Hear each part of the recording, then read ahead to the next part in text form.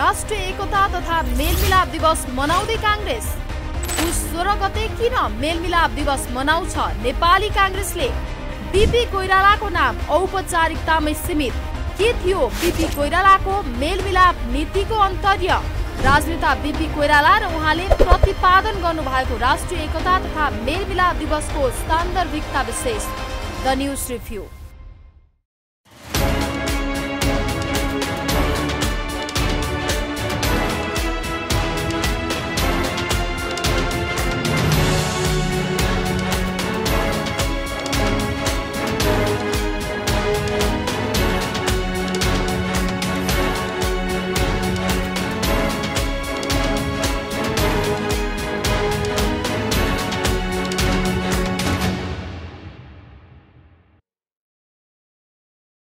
नमस्कार, खास न्यूजको बहुकोणीय चिरफार गर्ने कार्यक्रम द न्यूज रिभ्यूको आजको अङ्कमा स्वागत छ। म रिचा दाहाल। दर्शकवृन्द, नेपाली कांग्रेसले हरेक वर्ष पुस 16 गते राष्ट्रिय एकता तथा मेलमिलाप दिवस मनाउँदै आएको छ। यस दिवसका अवसरमा नेपाली कांग्रेसले देशव्यापी कार्यक्रमको आयोजना गर्ने गरेको छ, किनकि पुस 16 गते भनेको नेपाली कांग्रेसले आफ्नो पार्टीको नयाँ सिद्धान्त थपेको दिन हो। पुस 16 गते भनेको नेपाली कांग्रेसले नयाँ मोड लिएको दिन हो। 2017 सालमा राजा महेन्द्र शाहले प्रजातन्त्र अपहरण गरेपछि नेपाली कांग्रेसले सशस्त्र आन्दोलनको बाटो रोजेको थियो। राजा विरुद्ध नेपाली कांग्रेस सिधै संघर्षमा उत्रिएको थियो। यस क्रममा राजा महेन्द्रमाथि कांग्रेसका कार्यकर्ताहरूले बम समेत प्रहार गरेका थिए। राजा विरुद्ध हिंसात्मक आन्दोलन गरेका कारण तत्कालीन शासन व्यवस्थाले प्रथम जननिर्वाचित प्रधानमन्त्री बीपी कोइराला विरुद्ध कैयौं मुद्दा लगाएको थियो, जसमा 7वटा मुद्दा यस्ता थिए। यीमध्ये जुनसुकै मुद्दामा पनि बीपी कोइरालालाई फाँसीको सजाय हुने कानुनी व्यवस्था थियो। उता फाँसीको सजायबाट बच्न बीपी कोइराला तथा नेपाली कांग्रेसका हजारौं नेता कार्यकर्ताहरू भारतमा निर्वाचित जीवन बिताइरहेका थिए। स्वदेश आउन साथ मृत्युदण्डको सजाय हुने अवस्था रहेकाले कांग्रेसका कार्यकर्ताहरू लुकी लुकी नेपाल आउँदै राजाका कार्यक्रम बिथोल्न बाध्य थिए। तर यो परिस्थितिलाई बीपी कोइरालाले लम्ब्याउन चाहेनन्। यो परिस्थिति जति लम्बिँदै जान्छ, नेपालको राष्ट्रियता उति नै धरापमा पर्दै जाने विश्लेषण बीपी कोइरालाले गरे। राष्ट्रियता खतरामा पर्ने परिस्थिति लम्ब्याउनु भन्दा नेपाल फर्केर फाँसीको सजाय भोग्न उचित हुने निष्कर्ष निकाल्दै बीपी कोइराला आफ्ना सहकर्मी गणेशमान सिंह सहित नेपाल फर्के। दूरदर्शी राजनेता बीपी कोइरालाले 2033 साल पुस 16 गते निर्वाचनबाट स्वदेश फर्कने क्रममा दिएको वक्तव्य नै राष्ट्रिय एकता तथा मेलमिलापको सिद्धान्त हो। आफूमाथि फाँसीको सजाय निश्चित हुँदा हुँदै पनि बीपी कोइराला किन स्वदेश फर्कनु भयो? स्वदेश फर्केपछि बीपी कोइरालाले राजा वीरेन्द्रलाई भेट्ने अवसर के कसरी प्राप्त गरे? बीपी कोइरालाको भेटपछि तत्कालीन राजा वीरेन्द्र कसरी कन्भिन्स भए? बीपीलाई फाँसी दिएको सट्टा सरकारी खर्चमा अमेरिकामा लगेर स्वास्थ्य उपचारको प्रबन्ध तत्कालीन राजा वीरेन्द्रले किन मिलाए? नेपाली कांग्रेस गणतन्त्रको लाइनमा जानु राष्ट्रिय एकता तथा मेलमिलापको सिद्धान्त विपरीत हो कि होइन लगायतका प्रश्नहरूले नेपाली राजनीतिको धेरै पाटो उजागर गर्छन्। दर्शकवृन्द, आजको द न्यूज रिभ्यूमा प्रस्तुत छ राष्ट्रिय मेलमिलाप दिवसको अन्तर्यका सन्दर्भमा हाम्रा सहकर्मी बिन्दुकान्त घिमिरेले तयार गरेको टिप्पणी। राष्ट्रिय एकता तथा मेलमिलाप दिवस मनाउँदै कांग्रेस। पुस 16 गते किन मेलमिलाप दिवस मनाउँछ नेपाली कांग्रेसले? बीपी कोइरालाको नाम औपचारिकतामै सीमित। के थियो बीपी कोइरालाको मेलमिलाप नीतिको अन्तर्य? राजनेता बीपी कोइराला र उहाँले प्रतिपादन गर्नुभएको राष्ट्रिय एकता तथा मेलमिलाप दिवसको सान्दर्भिकता विशेष। The news review. वास्तवमा पञ्चायती जेल बसाइबाट निस्किएर बीपी कोइराला भारत जाँदा र आउँदाको भूराजनीतिक नक्सा बिल्कुल फरक थियो। बीपी भारत जाँदा स्वतन्त्र देश रहेको सिक्किम बीपी नेपाल आउने अघिल्लो साल भारतको 22औं राज्य भएको थियो। 2032 जेठ 2 सन् 1975 मे 16 मा सिक्किम भारतमा गाभियो। विदेशी पत्रकार तथा पर्यवेक्षकहरूलाई निषेध गरेर सिक्किमका राजा चोग्यासलाई सुरक्षा दिने भन्दै भारतीय सैन्य बलले घेराउ गरेको थियो। 2032 वैशाख 1 सन् 1975 अप्रिल 14 मा भएको जनमत संग्रहपछि स्वतन्त्र हिमाली राज्य सिक्किम भारतमा विलय भएको थियो। सन् 1975 को अप्रिल 16 मा प्रकाशित द न्युयोर्क टाइम्स पत्रिकाले न्युयोर्कमा निर्वासित अमेरिकी नागरिक समेत रहेकी तत्कालीन सिक्किमकी रानी होप कुकलाई उद्धृत गर्दै जनमत संग्रह अवैधानिक र असंवैधानिक भएको उल्लेख गरेको थियो। मतदानमा 59,637 जनाले भारतमा गाभिने तथा 1,496 जनाले स्वतन्त्र मुलुक हुनुपर्ने पक्षमा मतदान गरेको भारतीय पक्षले सार्वजनिक गरेको दिन न्युयोर्क टाइम्सले उल्लेख गरेको छ। यसरी सिक्किमको विवादास्पद जनमत संग्रह र भारतमा गाभिएको 1.5 वर्षपछि बिपी नेपाल आएका थिए। सिक्किम प्रकरण भन्दा 4 वर्ष अगाडि 2027 चैत्र 13 सन् 1971 मार्च 26 मा बंगलादेश पाकिस्तानबाट स्वतन्त्र भएको थियो। पूर्वी पाकिस्तानको रूपमा परिचित बंगलादेश स्वतन्त्र बनेको थियो। यिनै रोचक भूराजनीतिक पृष्ठभूमिमा बिपी निर्वासित जीवन त्यागेर नेपाल आएका थिए। विश्लेषकहरू भन्छन् बिपी कोइरालाले त्यतिबेला त्यो सुझबुझ नपुर्याएका भए वीरेन्द्रको वंश विनाश त्यतिबेला नै हुन पनि सक्थ्यो, अथवा सिक्किममा जस्तै राजनीतिक दललाई उचालेर आन्दोलन गराउने र राजालाई सुरक्षा दिने भन्दै भारतीय सेना प्रवेश गरेर जनमत संग्रह गराउने अवस्था पनि बन्न सक्थ्यो। तर बिपी र राजा वीरेन्द्रको भेटघाटपछि नेपाल ठूलो संकटबाट बच्यो। नेपालको राजनीतिक वातावरण पनि बिस्तारै खुकुलो भयो। जनमत संग्रह मार्फत प्रजातन्त्र बहाली गर्ने राजा वीरेन्द्रको प्रयास सफल हुन दरबारका एउटा लबीले दिएन। तर पञ्चायतमै पनि मतदानको माध्यमबाट राष्ट्रिय पञ्चायत, जिल्ला पञ्चायत तथा गाउँ पञ्चायतका प्रतिनिधि चुन्ने व्यवस्था भयो। यो व्यवस्था भनेको प्रजातन्त्र पुनर्बहालीको जग थियो। 2046 सालको परिवर्तन यसैको उपज थियो। त्यसैले पुस 16 गते भनेको नेपालको राष्ट्रियता जोगिएको र प्रजातन्त्र बहालीका लागि बाटो खुलेको दिन हो। दर्शकवृन्द, द न्यूज रिभ्यूको अबको श्रृङ्खलामा प्रस्तुत छ यसै सन्दर्भमा छोटो चर्चा। सरसर्ती हेर्दा पुस 16 भनेको दूरदर्शी राजनेता बिपी कोइराला लामो निर्वासित जीवन भारतमा बिताएर नेपाल फर्किएको विशेष दिन हो। राष्ट्रिय एकता र मेलमिलाप नीति लिएर बिपी 2033 पुस 16 गते नेपाली कांग्रेसका नेता कार्यकर्तासँगै नेपाल फर्किएका थिए। राष्ट्रियता सम्वर्धनका मामिलामा देशभित्र सबै शक्तिहरू एक ढिका हुनुपर्ने राष्ट्रिय मेलमिलापको मुख्य सन्देश हो। तर बिपी कोइराला राजासँग मेलमिलाप गर्ने भन्दै स्वदेश फर्कनुको रहस्य निकै गहन छ। भारतीय विस्तारवादी नीतिको गहिरो अध्ययन भएकाले मात्रै बिपी कोइरालाले राजासँग किन घाँटी जोडे भन्ने रहस्य बुझ्न सक्छन्। यति बेलासम्म भारतले पाकिस्तान विभाजित गरिसकेको थियो। भुटानको रक्षा र परराष्ट्र मन्त्रालय आफ्नो नियन्त्रणमा लिइसकेको थियो। सिक्किमलाई आफूमा विलिन गरिसकेको थियो। भारतको अबको टार्गेट नेपाल हो भन्ने सूचना तथा विश्लेषण बिपी कोइरालाले आफ्ना भारतीय अनुयायीहरूद्वारा पाउन थाले। सिक्किममा जस्तै नेपालमा पनि राजा र जनताबीच द्वन्द्व सिर्जना गराउने र आफू प्रवेश गर्ने दावा भारतकी तत्कालीन प्रधानमन्त्री रहेको सूचना पाएपछि बिपी कोइरालाको धैर्यताको बाँध टुटेको थियो। यो सूचना र विश्लेषण कुनै पनि हालतमा राजा वीरेन्द्रसम्म पुर्याउने सूत्रको खोजीमा बिपी कोइराला जुटे, किनकि कति पनि ढिलाइ गर्न नहुने अवस्था थियो। नेपालका तत्कालीन प्रधान सेनापति अर्जुन नरसिंह राणा भारतकी प्रधानमन्त्री इन्दिरा गान्धीसँग निरन्तर सम्पर्कमा रहेको सूचना राजा वीरेन्द्रसम्म पुर्याउन कति पनि ढिलाइ गर्न नहुने अवस्थामा बिपी थिए। तर राजा वीरेन्द्रसँग भेटेर विस्तारपूर्वक यो रहस्य बुझाउन सक्नु सूत्र बिपीसँग थिएन। त्यसैले बिपी कोइराला जोखिम मोलेरै स्वदेश फर्के। स्वदेश फर्कने क्रममा बिपी कोइरालाले शैलजा आचार्यसँग भनेका थिए, नेपालको नियति पनि सिक्किमको जस्तै बन्ने लेखेको रहेछ भने मलाई तत्कालै फाँसी हुन्छ। यदि नेपालको भाग्य राम्रो छ भने मेरो राजासँग भेट हुन्छ। तर राजा र मबीच भेट गराउने नदिने षड्यन्त्रमा इन्दिरा गान्धी लागिसकेकी छिन्।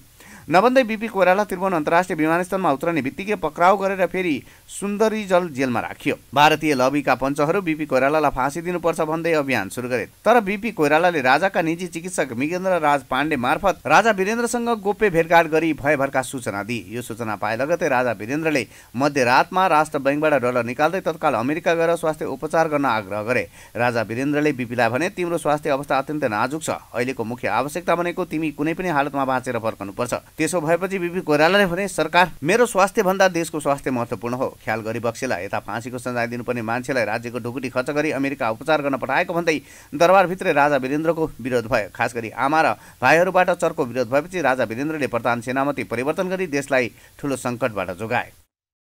राष्ट्रिय एकता तथा मेलमिलाप दिवस मनाउँदै काङ्ग्रेस पुस 16 गते किन मेलमिलाप दिवस मनाउँछ नेपाली काङ्ग्रेसले?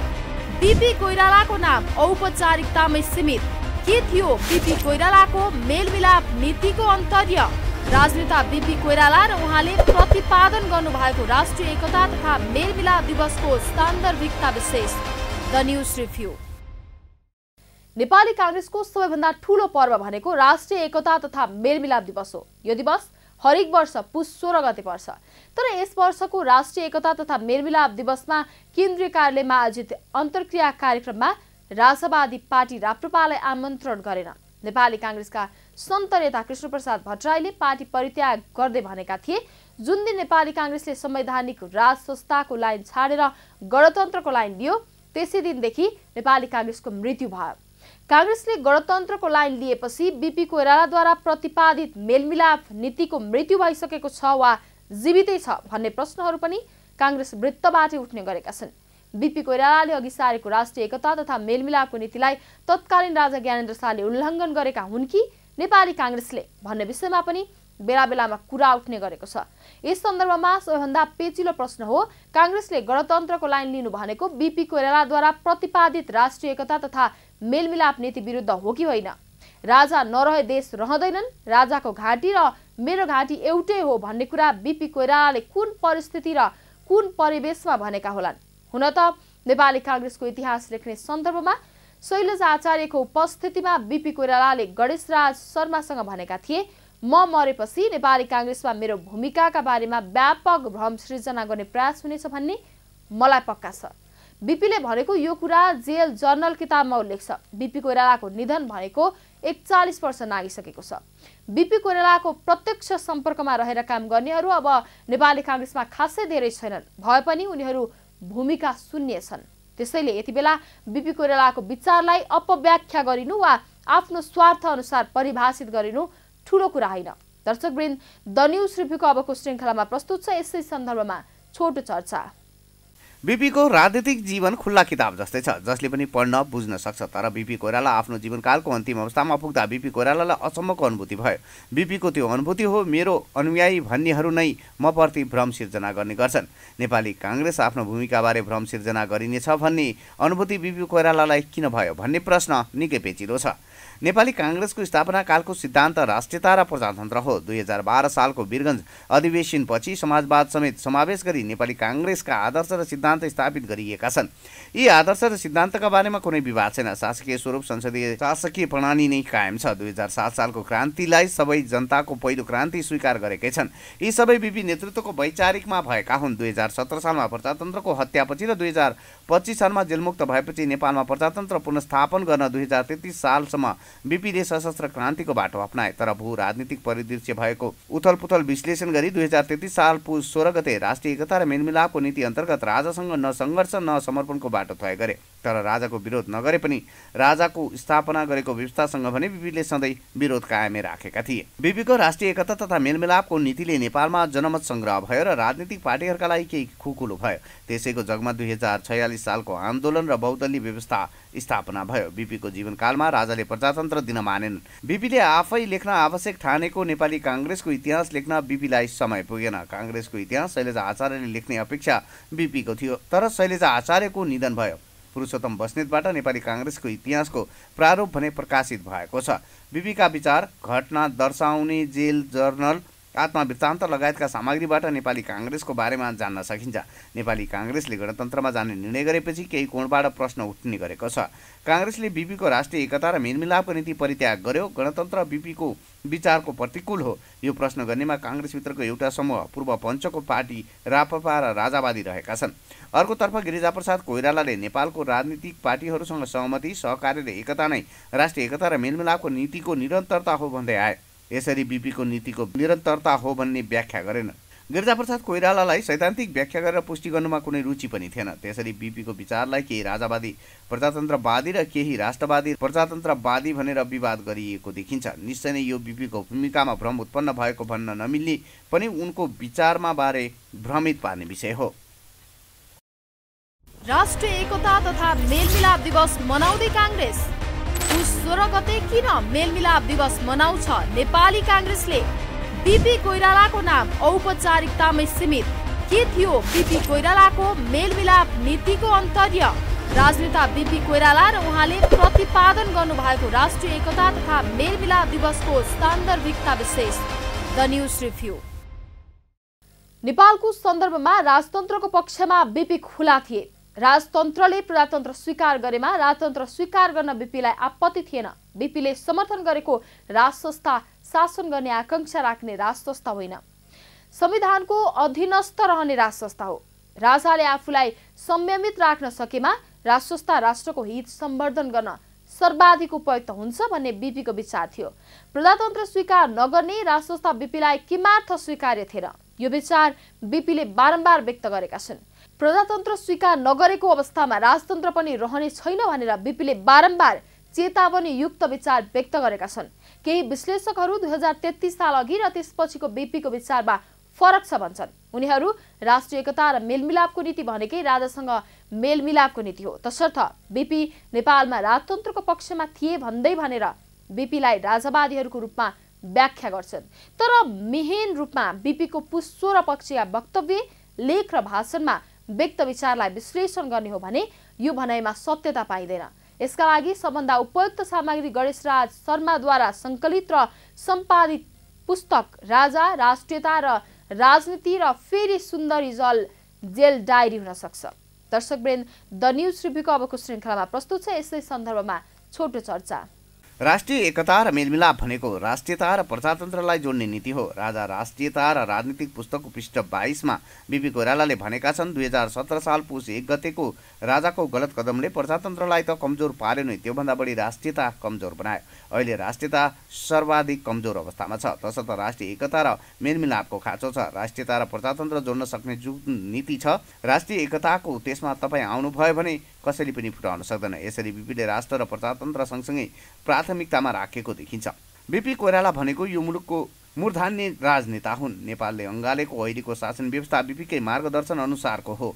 संविधानमा उल्लेख गरिएको समाजवाद उन्मुख शब्द बीपीकै मार्गदर्शन हो। बीपी कोइराला राजनीतिक, आर्थिक तथा कूटनीतिक क्षेत्रको मात्रै मूर्धान्य योगदाता होइनन्, नेपाली साहित्य क्षेत्रमा समेत बीपीको ठुलो योगदान छ। तर आफूलाई बीपीका मुख्य अनुयायी हौ भन्नेहरूका कारण नयाँ पुस्तामा बीपी कोइरालाको योगदान हस्तान्तरण हुन सकेको छैन। चेलाहरूले राम्रो काम गरे मात्रै गुरुको सुनाम फैलिँदै जाने हो। चोरहरूले अपराध गर्न थाले भने जस्तोसुकै मूर्धान्य गुरुहरू पनि दुर्नाम हुँदै जान्छन्।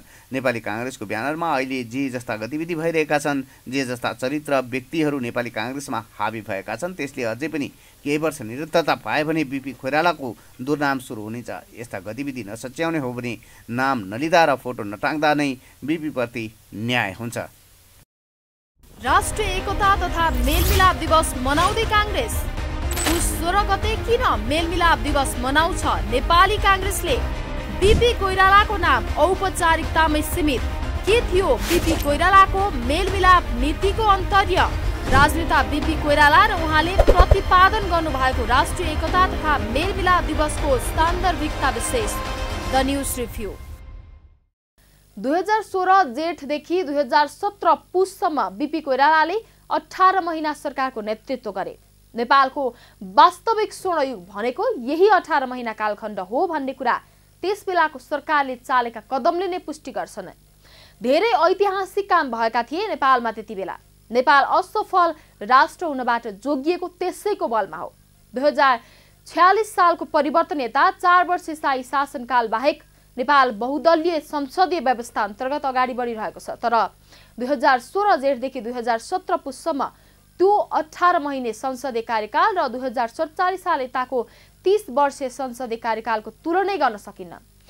पछिल्लो 30 वर्षको अवधिमा सबभन्दा धेरै अवधि सरकारको नेतृत्व गर्ने अवसर पाएको नेपाली काङ्ग्रेसले अहिले पनि चुनावमा भोट माग्न जाँदा बीपी कोइराला नेतृत्वको सरकारले गरेका कामलाई नै भजाउने गरेको छ। महाकाली सन्धि, एमसीसी सम्झौता बाहेक 2040 यता आफूले गरेका अन्य उपलब्धि नेपाली काङ्ग्रेसले उल्लेख गर्न सकेको छैन। तर महाकाली सन्धि, एमसीसी आफै विवादास्पद छन्। संसदीय व्यवस्थामा आस्था राख्ने पार्टीहरूले सत्ता प्राप्तिलाई साध्य मान्दैनन्, सामाजिक जागरणलाई साध्य मान्छन्। तर नेपाली काङ्ग्रेस यस्ता व्यक्तिहरूको चुङ्गुलमा फसेको छ जसलाई कुनै पनि हालतमा सत्ता चाहिन्छ। यी व्यक्तिहरूले कार्यकर्ताहरूको दिमाग पनि यसरी नै भुटेका छन्। सत्तालाई साध्य ठान्ने कम्युनिस्ट पार्टीहरूसँग मिलेर सरकारमा जाने मात्रै होइन, चुनावी गठबन्धन समेत गर्ने गरी नेपाली काङ्ग्रेस रसातलमा पुगेको छ। जनता चरम निराशामा छन्। नहुन् पनि कसरी? जनसङ्ख्याका हिसाबले विश्वको 41औं ठुलो देश हो नेपाल, तर अर्थतन्त्रको आकारका हिसाबले विश्वको 101औं स्थानमा छ। प्रति व्यक्ति आम्दानीको हिसाबले नेपाल 151औं नम्बरमा छ, जबकि 2046 सालमा बहुदलीय संसदीय व्यवस्था स्थापना हुनु अघि नेपालको स्थान अर्थतन्त्रको आकारका हिसाबले 87औं र प्रति व्यक्ति आयका हिसाबले 111औं नम्बरमा थियो। नेपालको हैसियत कतिसम्म गिर्दै गएको छ भन्ने कुरा तथ्यले नै बोल्छ। दर्शकवृन्द, द न्युज रिभ्यूको आजको प्रसङ्ग यति नै। तपाईँ न्युज नेपाल टेलिभिजनको प्रसारण युट्युब र फेसबुकमा पनि प्रत्यक्ष हेर्न सक्नुहुनेछ। आजको प्रस्तुतिबाट हामी सबैलाई बिदा दिनुहोस्। हेर्दै गर्नुहोला न्युज नेपाल टेलिभिजन। नमस्कार। राष्ट्रिय एकता तथा मेलमिलाप दिवस मनाउँदै काङ्ग्रेस। पुस 16 गते किन मेलमिलाप दिवस मनाउँछ नेपाली काङ्ग्रेसले? बीपी कोइरालाको नाम औपचारिकतामै सीमित। के थियो बीपी कोइरालाको मेलमिलाप नीतिको अन्तर्य? राजनेता बीपी कोइराला र उहाँले प्रतिपादन गर्नुभएको राष्ट्रिय एकता तथा मेलमिलाप दिवसको सान्दर्भिकता विशेष। The news review.